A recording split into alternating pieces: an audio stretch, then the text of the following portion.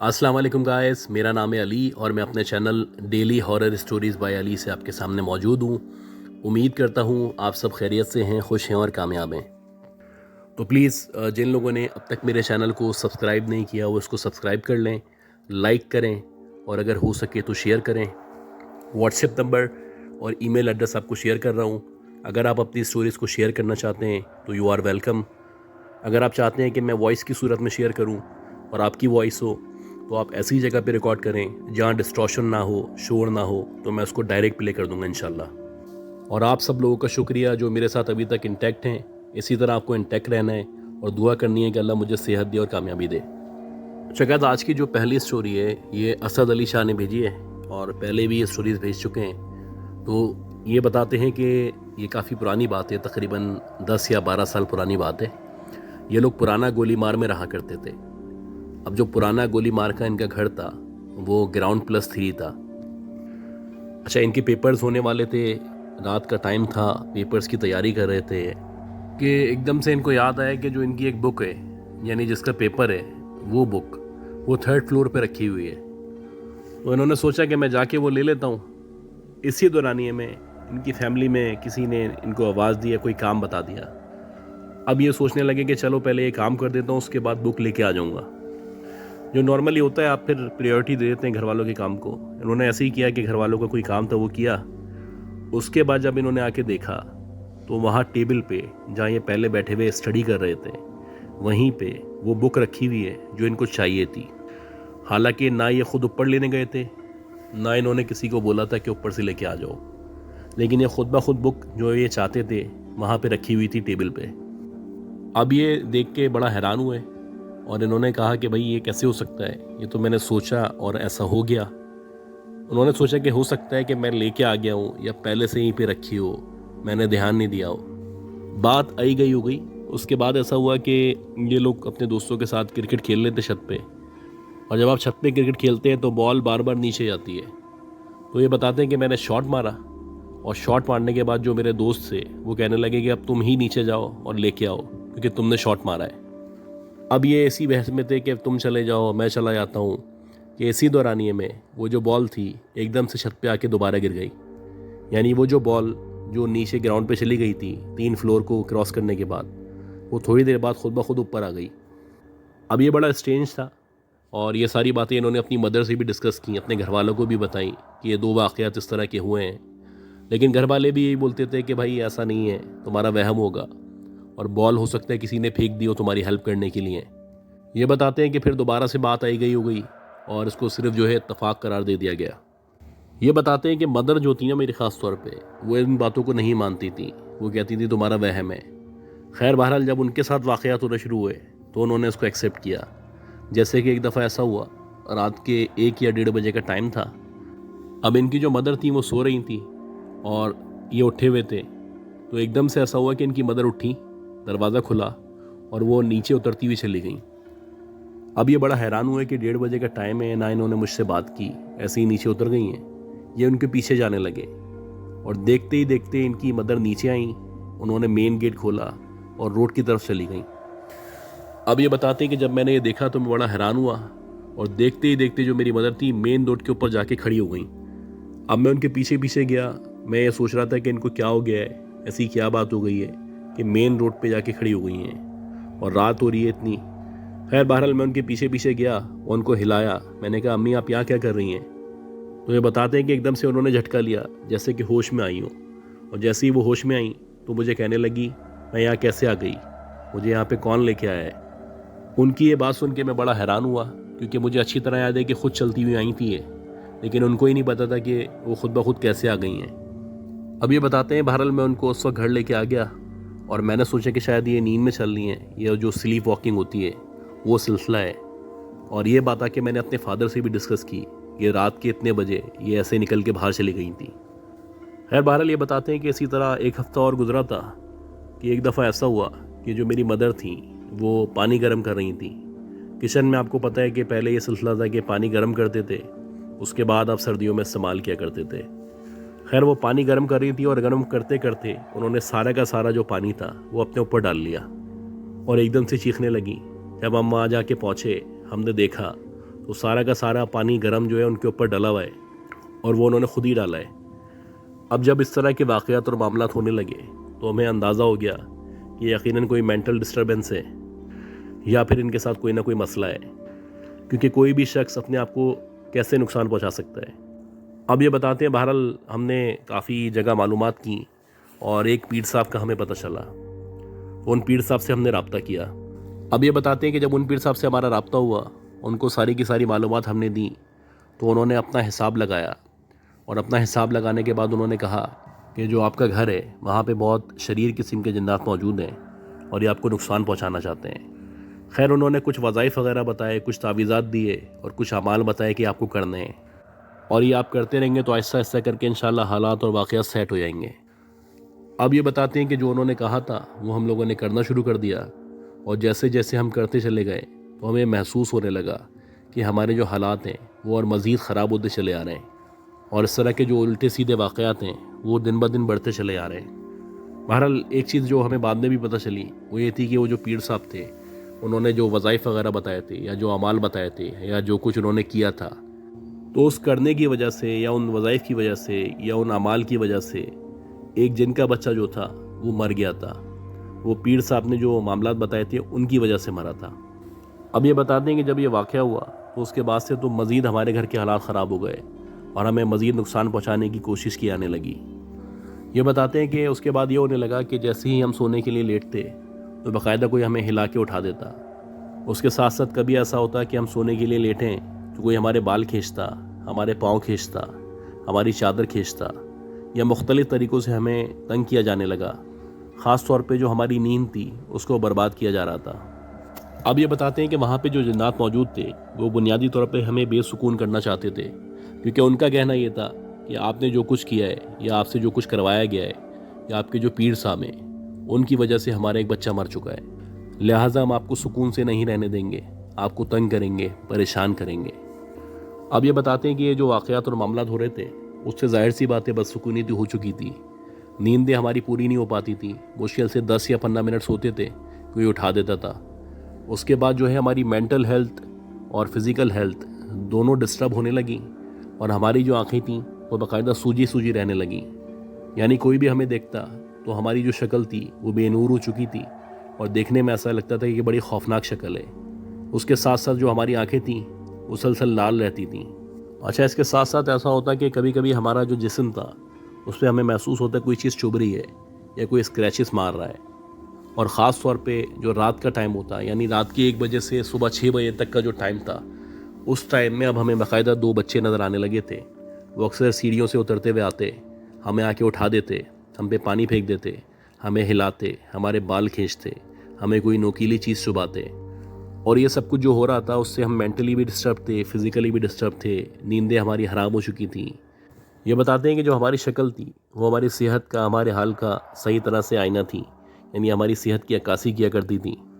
और साथ साथ जो है हमारे जो मोहल्ले वाले थे, हमारे करीब जवार के लोग थे या हमारे रिश्तेदार थे, वो सब हमसे दूर होना शुरू हो गए थे और बज़ाहिर ऐसा लगता था कि जैसे वो हमसे डरते हैं, हमसे परेशान हैं या हमें अवॉइड करते हैं। अच्छा, अब ये बताते हैं कि जब मामला हद से ज़्यादा बढ़ चुके थे तो हमारे सारे घर वालों ने डिसाइड किया कि हम सब के सब जो है वो एक ही रूम में सोएंगे और एक रूम में सोने से होगा कि एक दूसरे का सहारा रहेगा, डरेंगे कम और कोशिश करेंगे कि नींद पूरी हो सके। शुरू में तो इसका फ़ायदा हुआ, लेकिन उसके बाद बाकायदा ऐसा महसूस होने लगा कि रूम के अंदर भी कोई मौजूद है, वो आके हम पे कूद रहा है या हम पे कोई भारी सी चीज़ रख दी गई है या हमें डिस्टर्ब किया जा रहा है या हमें हिला हिला के उठाया जा रहा है। इसी तरह बताते हैं कि एक दफ़ा रात में तकरीबन 2 या 2:30 बजे का टाइम था और मेरी आँख खुली तो मैंने देखा कि वहाँ पे मेरे बराबर में एक बहुत ही खौफनाक किस्म का आदमी बैठा हुआ है, जिसकी जो शक्ल है बहुत काली सी शक्ल है और उसकी जो आँखें हैं लाल अंगारा आँखें हैं और जो चमक रही हैं। खैर, मुझे जो आयत वगैरह आती थी वो मैंने पढ़ी और जैसे ही मैंने आयत वगैरह पढ़ी तो देखते ही देखते वो जो आदमी था वो गायब हो गया। अच्छा, जैसे तैसे वो रात तो गुजर गई। उसके बाद ये बताते हैं कि अगले दिन ऐसा हुआ कि रात के तकरीबन 1 या 1:30 बजे का टाइम था। मेरी बहन जो है वो सो रही थी, तो मेरी बहन को एकदम से महसूस हुआ कि जैसे उसके बिस्तर के अंदर या उसके लिहाफ के अंदर कोई मौजूद है। पहले तो वो समझी कि उसका वहम है या हो सकती कोई चूहा वगैरह आ गया हो, लेकिन जब उसने गौर किया तो बाकायदा उसको महसूस हुआ कि 2 हाथ हैं जो उसको तंग कर रहे हैं, परेशान कर रहे हैं या उसको हिला रहे हैं। खैर जब उसने गौर किया और एकदम से लिहाफ हटा के देखा तो बाकायदा सिर्फ 2 हाथ थे, जिनकी बहुत लंबी लंबी सी उंगलियां थीं, बहुत बड़े बड़े से नाखून थे और उन दोनों हाथों पे बहुत ज़्यादा बाल मौजूद थे। मज़ाहिर देख के लग रहा था कि ये जो हैं सिर्फ 2 हाथ हैं।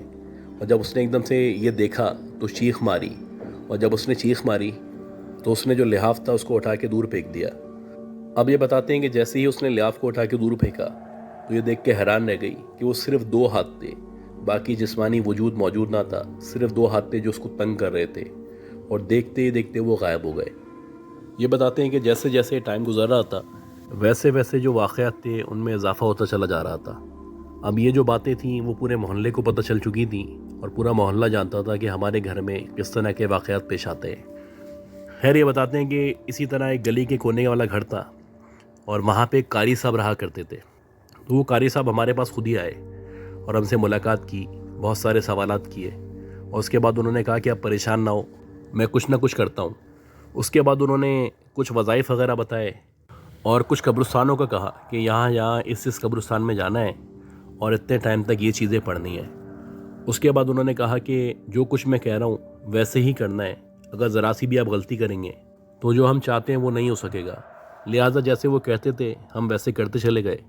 आहिस्ता आहिस्ता करके 1 से 1.5 साल में हालात बेहतर होना शुरू हुए, और हमें अंदाज़ा होने लगा कि अब हमारे अंदर बेहतरी आ रही है। ये बताते हैं कि जैसे जैसे टाइम गुजरता रहा और मज़ीद बेहतरी आती चली गई, लेकिन जो हमारी वालदा थी उनके अंदर बेहतरी आने में थोड़ी कमी थी। यानी अक्सर ऐसा होता, वो बहुत बेतुकी सी बातें करती। जैसे हम 5 बहन भाई हैं तो रात को उठ के पूछती कि वो वाला भाई कहाँ है, वो वाली बहन कहाँ है, या वो साहब कहाँ चले गए। उन लोगों के नाम लेती या उन लोगों की बातें करती जिनको ना हम जानते थे, जिनसे ना हमारा ताल्लुक़ था ना हमारा रिश्ता था। खैर ये बताते हैं कि अल्लाह का शुक्र है कि वो जो मामलात थे जिस तरह के पहले थे वैसे नहीं हैं, और अल्लाह का शुक्र है चीज़ें बहुत स्मूथ हो चुकी हैं, और इनको उम्मीद है इंशाल्लाह 100% सही हो जाएंगे ये लोग। अच्छा, आज की जो दूसरी स्टोरी है ये हमें अलीगढ़ से भेजी है, और मिस महरीन नाज इनका नाम है। ये बताती हैं कि बुनियादी तौर पे इनका ताल्लुक़ तो एक गाँव से था, और जब इन्होंने मैट्रिक वगैरह किया तो उसके बाद की मज़ीद तालीम ये इस्लामिक लेना चाहती थी। ये कोई इस्लामिक स्कॉलर या अल्मा का कोर्स वगैरह करना चाहती थी। तो अलीगढ़ के अंदर कोई मदरसा है तो वहाँ पे इन्होंने एडमिशन लिया। अब जाहिर सी बात है कि रोज़ाना आना जाना तो कर नहीं सकती थी, तो वहाँ पे जो उनकी रिहाइश फराम की जाती है या हॉस्टल कहते हैं, वहाँ पे इन्होंने एक कमरा ले लिया। और ये जो कमरा था, जाहिर सी बात है ये कमरा जो था ये एक लड़की का नहीं होता था, इनके साथ 3 या 4 लड़कियां मज़ीद हुआ करती थीं। खैर ये वहाँ पे आई, इनका पहला दिन था, और इनको जो कमरा मिला वो शायद 3rd फ्लोर पे मौजूद था, और इनके साथ 3 मज़ीद लड़कियां थीं। अब आके इन्होंने अपना सामान वगैरह रखा, और ये बताती हैं कि जो इनका कमरा था उसमें 3 खिड़कियाँ मौजूद थीं। यानी पहले नंबर पे एक खिड़की थी लेफ़्ट साइड पे, फिर दूसरी थी और तीसरी थी। और अगर कोई लेफ़्ट साइड से आता था तो पहले वो पहली खिड़की में नज़र आता था, फिर दूसरी में, फिर तीसरी में। और ये जितनी भी खिड़कियाँ थीं ये सारी की सारी लकड़ी की खिड़कियाँ थीं। उसके बाद दरवाज़ा था। खैर सामान वगैरह रखा, इन्होंने फ़्रेश होने के लिए चली गई हैं। उसके बाद जब ये वापस आई तो इनको नींद आने लगी। अब जाहिर सी बात है लंबा सफ़र इन्होंने किया था, तो ये सोने के लिए लेट गई। ये बताती हैं कि रात के तकरीबन 3 या 3:30 बजे मेरी आँख खुली, और जब मेरी आँख खुली तो मैंने ये देखा कि जो हमारा डोर है, यानी जो दरवाज़ा है कमरे का, वो तो लॉक हुआ हुआ है, लेकिन वो जो 3 खिड़कियाँ हैं वो तीनों खुली हुई हैं। अब मेरा पहला दिन था, जाहिर सी बात है मैंने सोचा कि हो सकता है कि लोग खिड़की खोल के सोते हों। खैर इसी दौरानिया में जब ये सोच रही थी या देख रही थी तो मैंने देखा कि वो जो पहली वाली खिड़की है वहाँ पे एक औरत मौजूद है जो बहुत छोटे से कद की है और बाहर की तरफ खड़ी हुई है, और उसके हाथ में बाकायदा एक मोमबत्ती मौजूद है। और ये जो औरत है इसके बहुत बड़े बड़े से बाल हैं। आमतौर पे इतने छोटे कद की ख़वातीन हुआ नहीं करती। बहरहाल मैं समझी कि शायद यहाँ की कोई खादमा होगी या यहाँ कोई काम करने वाली होगी, लेकिन सवाल ये था कि वो अंदर की तरफ क्यों झाँक रही थी। खैर मैं ये सोच ही रही थी कि देखते देखते वो आगे की तरफ बढ़ी और दूसरी खिड़की में नज़र आने लगी। यानी पहली खिड़की में नज़र आई, फिर आगे बढ़ी तो दूसरी में नज़र आई, और फिर मज़ीद आगे बढ़ी तो तीसरी खिड़की में नज़र नहीं आई। जब ये तीसरी खिड़की में नज़र नहीं आई तो मुझे थोड़ा सा शक हुआ कि अगर ये इस तरफ चलती हुई आ रही है तो उसको नज़र आना चाहिए। इसी दौरानिए में मैंने सोचा कि मैं झाँक के देखती हूँ। मैं उठी, मैंने उठ के दरवाज़ा खोला, और दरवाज़ा खोल के जैसे ही मैंने देखा तो वहाँ पे कोई मौजूद नहीं था। पूरा का पूरा जो कॉरिडोर था या पूरा जो रास्ता था, रूम के बाहर का हिस्सा था, वो सारा का सारा खाली था, वहाँ पे कोई भी नहीं था। अब ये बताती है कि मैंने सोचा कि हो सकता है कि मेरा वहम हो या मुझे ऐसा लग रहा हो सकता है कोई काम करने वाली हो जो आई हो, काम करके चली गई हो, या जल्दी से नीचे जाके उतर गई हो। अब इसी तरह बताती है सुबह हुई, पहला दिन था, लोगों से मिलना मिलाना, दोस्तियाँ हुई, और जो रूममेट्स थी ख़ासतौर पे उनसे बातचीत शुरू हो गई। इसी तरह बड़ा बिजी दिन गुजरा और उसके बाद दोबारा रात हो गई। अब जब दोबारा रात हुई तो दोबारा से वही सिलसिला हुआ कि मेरी ठीक 2:45 या 3 बजे आँख खुली और मेरी सामने खिड़की पे नज़र पड़ी। तो अगेन मैंने ये देखा कि एक औरत है जो अंदर झांक रही है, छोटा सा कद है, बहुत बड़े बड़े बाल हैं और बहुत ही अजीब सी उसकी शक्ल है। और आगे वो फिर दूसरी खिड़की की तरफ बढ़ी है, दूसरी से फिर वो तीसरी की तरफ बढ़ी है, लेकिन जब वो तीसरी की तरफ बढ़ी है तो नज़र नहीं आई। फिर मैंने बाहर झांक के देखा, कॉरिडोर में देखा तो कोई मौजूद नहीं था। अब मैं थोड़ा सा डर चुकी थी और मैंने सोचा कि सुबह मैं अपनी जो रूममेट्स हैं उनसे, या जो हमारे उस्तानी हैं या टीचर हैं, उनसे डिस्कस करूँगी, उनको बताऊँगी। और ऐसे ही हुआ कि जब सुबह हुई तो मैंने इन सब लोगों को बताया, तो सब कहने लगे कि तुम्हारा वहम है, तुम्हें ऐसा लग रहा होगा, और हम तो यहाँ इतने अरसे से मौजूद हैं, ऐसी कोई बात नहीं है, इसको इग्नोर कर दो।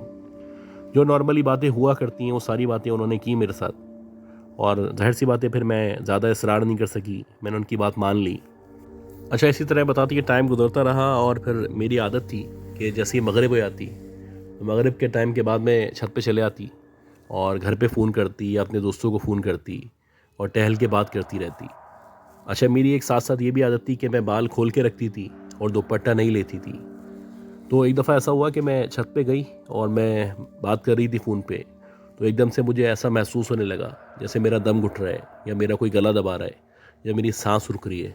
तो मैं जल्दी से नीचे आ गई और आके मैंने अपनी फ्रेंड को ये सारी कैफियत बताई। तो वो गुस्सा करने लगी कि तुम्हारा टाइम बड़ा गलत है, तुम मगरिब के बाद छत पे आके टहलती हो, बाल खोल के रखती हो, उसके साथ साथ तुम दुपट्टा भी नहीं लेती। कोशिश किया करो कि इस टाइम के बाद बाहर ना जाओ या छत पे ना जाओ। खैर, ये बताती हैं कि थोड़ा टाइम गुजरा तो मेरी तबीयत बेहतर होना शुरू हुई आहिस्ता आहिस्ता।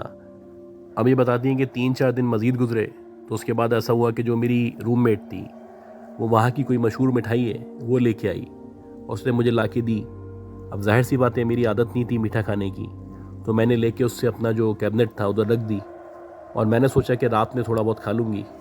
तो इसी तरह हुआ कि जब रात में मैंने उसको मिठाई को खाने के लिए खोल के देखा तो वहाँ पे जो मिठाई का डब्बा था वो तो मौजूद था, लेकिन अंदर मिठाई मौजूद नहीं थी। अब ये देख के मैं बड़ा हैरान हुई और सबसे पहले मेरे जहन में यही आया कि जो मेरी रूममेट्स हैं हो सकता है उन्होंने खा ली हो। खैर, जब मैंने उनसे पूछा तो वो कहने लगे कि भाई, तुम्हारा जो कैबिनेट है उसकी चाबी तुम्हारे पास है और भला हम उसमें क्यों घुसेंगे। अब ये बताती हैं कि उसके बाद से ऐसा रहने लगा कि जैसे मेरी तबीयत जो है वो ज़रा भारी भारी सी है। मुझे हर बात पे ये महसूस होता कि जैसे मुझे चक्कर आने लगे या मेरा दिल भारी भारी हो रहा है या मेरा दम घुट रहा है। खैर, बहरहाल जब मैंने अपनी दोस्त से ये सारी बातें डिस्कस की तो वो कहने लगी, क्योंकि तुम अपने घर से दूर आई हुई हो, अपने घर से बहुत दूर हो, नई जगह है, नया माहौल है, शायद तुम्हें एडजस्ट होने में टाइम लग रहा है। अब तुम परेशान ना हो, हम ऐसा करेंगे, आज शाम में छत पे चलेंगे और वहाँ जाके टिकटॉक बनाएंगे, वीडियोज़ वगैरह बनाएंगे और थोड़ा एंजॉय करेंगे। अब ये बताती हैं ऐसे ही हुआ कि हम लोग मगरिब के टाइम जो है वो छत पे चले गए, तैयार होके, बाल वगैरह खोल के, और वीडियोज़ बनाने लगे। अब आज तो हमने परफ्यूम वगैरह भी लगाया हुआ था।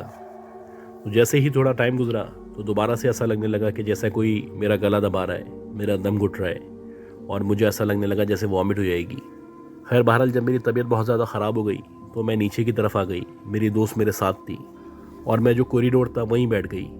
मुझे नहीं पता कि 2 घंटे तक मैं वहाँ बैठी रही और तब जाके मेरी तबीयत जो है ज़रा बेहतर हुई या नॉर्मल हुई। अब ये बताती हैं कि उसके बाद फिर हम लोग खाना खाने के लिए जब अंदर जमा हुए तो बाकायदा महसूस हुआ कि जैसे पीछे से कोई गुजरा है।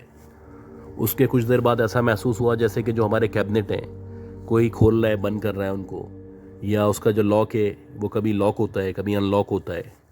हालांकि हम जितनी भी लड़कियां थीं सारी की सारी एक साथ बैठी हुई थीं, एक साथ मौजूद थीं और हम कुछ भी नहीं कर रहे थे। इसी तरह ये बताती हैं कि इस तरह के बहुत सारे वाक़यात वहाँ पे मुसलसल ड्यूरिंग कोर्स जो है पेश आते रहे। ख़ास तौर पे अक्सर ऐसा होता कि एकदम से हमें शदीद खुशबू आने लगती और वो जो खुशबू थी वो बहुत महसूर कुन थी, यानी आपको दिल चाहता था कि उसको मज़ीद सूंघें या स्मेल करें। इसी तरह ये बताती हैं कि अक्सर ऐसा होता है कि रात में 3 बजे या 4 बजे शदीद खुशबू आने लगती है, जैसे कोई खाना बना रहा है। और ये जो बातें थीं ये पूरे के पूरे दारुल उलूम को या पूरे मदरसे में हर लड़की को, हर बंदे को पता थी। और आखिर में जो हमारे उस्ताद थे उन्होंने हमें ये बताया, क्योंकि ये जो मदरसा है यहाँ पे आप भी पढ़ते हैं, आपके साथ साथ जन्नात और उनके बच्चे भी पढ़ते हैं, तो लिहाजा ये जो छत है ख़ास तौर पे, या छत का जो हिस्सा है वहाँ पे जन्नात की पूरी पूरी फैमिलीज़ मौजूद हैं। अब ये बताती हैं कि ज़ाहिर सी बात है हमें कोर्स तो कंप्लीट करना था, जैसे तैसे करके हमने अपना कोर्स कंप्लीट किया और उसके बाद से अल्लाह का शुक्र है हमें इस तरह के वाक़यात और मामलात का सामना नहीं करना पड़ा। क्योंकि ये जो बातें थीं, ये जो मामलात थे या ये वाक़यात थे, उनका सरासर जो ताल्लुक़ था वो सिर्फ़ और सिर्फ उस मदरसे से था। और उस मदरसे से जब हम बाहर निकल आए तो ये सारे वाक़यात और मामलात होना ख़त्म हो गए। तो गाइज़ उम्मीद करता हूँ आपको ये स्टोरीज़ पसंद आई होंगी। अगर आपको ये स्टोरीज़ पसंद आई हैं तो प्लीज़ मेरे चैनल को लाइक करें, सब्सक्राइब करें, शेयर करें और दुआ करें कि अल्लाह मुझे सेहत दे, ज़िंदगी दे, शिफा दे। ख्याल रखिएगा। अल्लाह हाफ़िज़।